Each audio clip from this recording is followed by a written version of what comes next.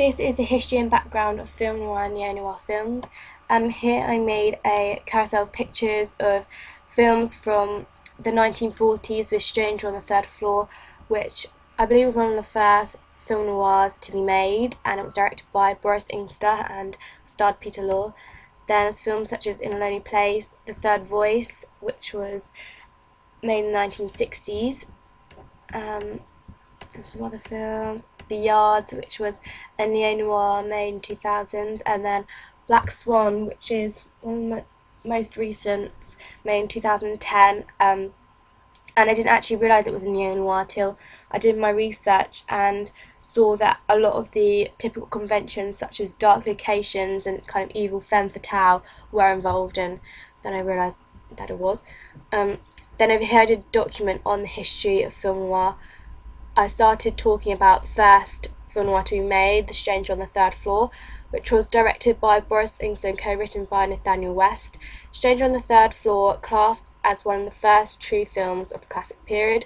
Film noir of this era is associated with a low-key black and white visual style with high contrast lighting to create shadows, which adds to the sense of the unknown. The term film noir is French for black film due to the black and white style of the traditional films. It's including a lot of plots which include conventional characters such as femme fatales, detectives, heroes, villains, and victims, which I'll go into more detail in a presentation. Although film noir was originally associated with American productions, it's now kind of been more distributed around the world and created all around the world. And generally, the more modern film noirs created have been made in colour and are now known to be called neo-noirs. Examples of this are Drive and The Black Swan. Some conventional themes of film noirs are greed, love, money, sex, revenge, betrayal, jealousy and violence. There are a lot more as well, and these themes are evident in a lot of film noir and neo-noirs. Then here I've got a presentation on characters in film noirs. So I first talk about femme fatales, which are generally anti-heroine characters. The femme fatales in film noirs are either of two types: reliable, trustworthy and loving women, or femme fatales, which are the more mysterious, deceptive, predatory, manipulative women. Usually the male protagonist in the film falls for the femme fatale, and she generally wears luxurious clothing with a full face of makeup. So in these images you can see like silk dresses, red lipstick and stuff like that. Then there's villains, which generally plot against others in killing, creating chaos. They tend to be wealthy, social, powerful individuals, whereas in most action or horror films they're more poor and lower class. So that shows a contrast between film noirs and action films and horror films.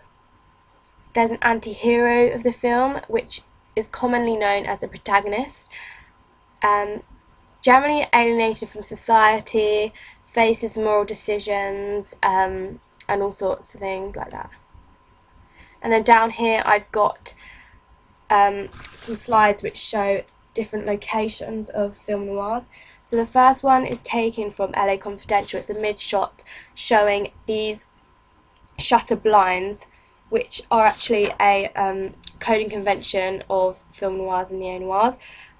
It's a blocking shot, creating low-key lighting and shadows characters, giving a sense of mystery. These shutter blinds are also used in the film Double Indemnity and Brighton Rock. Then in this clip it shows the location being outside, and at night due to the high contrast lighting and shadows. It's an everyday urban setting and atmosphere and very realistic sense to the film. Generally, they're filmed in kind of damp, dark streets. Film noirs tend to involve pathetic fallacy, which is when the weather reflects the mood of the character.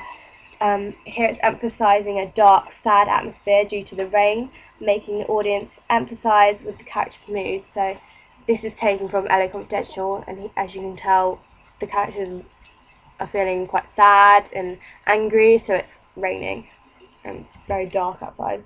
And then finally I have sharp, bright shafts of light coming from gunshots in a wall.